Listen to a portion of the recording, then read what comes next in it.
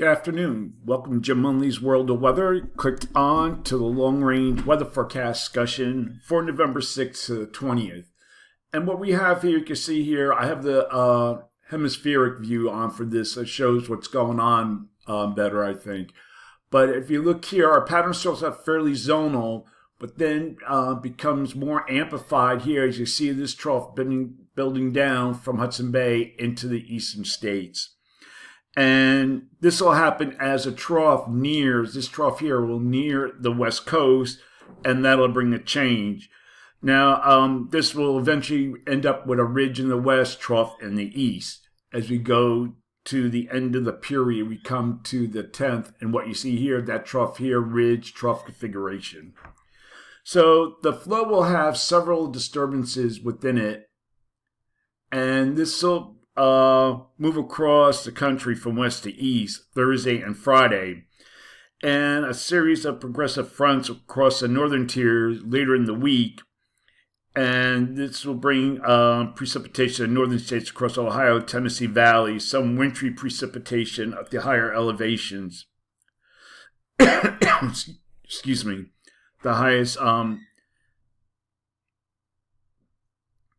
elevation in the west and across northern New England. Now, this would be part of an atmospheric river event that will be coming in. You see moisture streams in. And if we look at the satellite imagery, we have somewhat, it's not that strong yet, but we have several disturbances. You can see 1, 2, 3. And then we have this that will eventually move into the west, keeping things unsettled.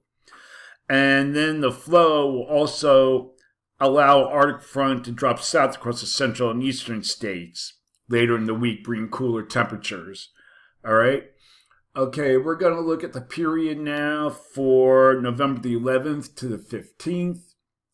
And what we have here is a trough here, ridge, trough configuration set up for much of the country. So the models are good agreement, even the ensembles for this forecast period. I am calling for above normal temperatures here with anomalies of 6 degrees or more above normal.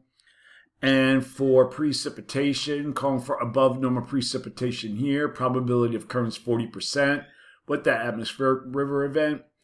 And we have below normal precipitation here, probability of occurrence is up to 40%.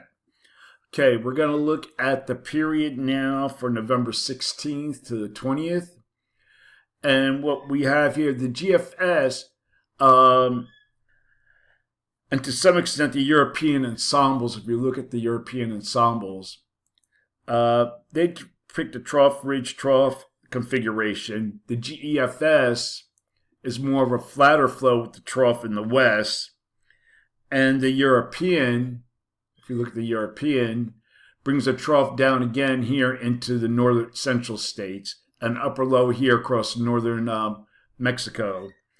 So for this forecast period, I am calling for above normal temperatures here, and I'm calling for anomalies to be 6 degrees or more above normal here. And for precipitation, calling for above normal precipitation for this region here, probability of occurrence 35 to 40%. Below normal precipitation for this region here, probability of occurrence is 35%. Now, if we look at that precipitation that's moving into the west, we'll take a closer look at the precipitation amounts here. This is over 24 hours, in 24-hour periods. You have heavy snow here across Northern California, parts of the Sierras. And then we go further in time and start seeing the snow moves in the highest elevations of the northern Rockies. Now we'll look at the precipitation. You can see here we have rainfall amounts approaching 2 inches here, or over 2 inches across northern California, lighter amounts elsewhere. And then we go through the remainder of the period. We see rainfall generally like under an inch in some areas.